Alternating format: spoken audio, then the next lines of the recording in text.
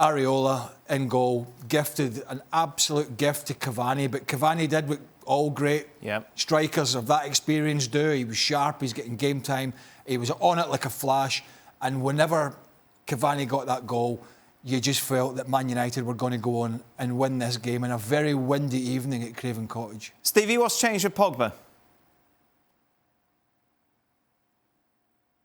Realised that walking around like a diva isn't going to cut it for anybody, particularly him.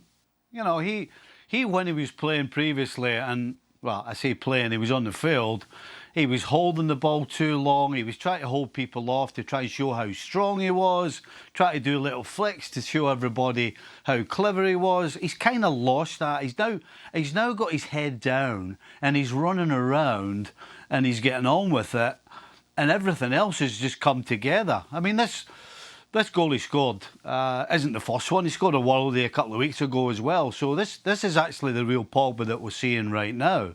So I think it's down to a complete change in attitude. The diva Pogba has been put to bed, hopefully for the moment. But, well, if you're a United fan, hopefully it's forever. Frank, can he keep this up now consistently? Well, that's the main concern that we have about Paul Pogba. We all agree that he has the talent, but the consistency is not there most of the time. You know, and I just want to remind you that he said 4 or 5 years ago that he wanted to be the Ballon d'Or. And when you want to be the Ballon d'Or, of course, you need to be consistent because you have to do everything. Well, it seems to be that Ole found the solution, putting Fred behind him or McTominay behind him and not asking him to defend too much, because Paul doesn't do that because he doesn't want to do that. But offensively, if he's free and fresh enough, he's going to bring what he brought today, his talent. But again, we don't know what's going to happen within 3 days, within 15 days, within a month, because Paul can change his attitude very quickly. That's the main concern. But if we are very critical, it's because we like him. It's not because we hate him. I don't talk about people that I hate. I ignore them. But people I love, I talk about them. Stevie makes a good point, actually. And I was watching him today again, and it's not just today, but you go away to Craven Cottage, you know, there's a team that are going to sort of hunker in, play five at the back, a bit of pace up front. They're going to scrap. They're a decent little side. They've got a chance of getting out of this relegation battle with Scott Parker. But you go to these places, a wet, windy night with that storm coming in, and it's easy to kind of hide. That's one of the things that impressed me with him, was whenever I watched him, he was chasing back. Right. Stevie said he got his head down.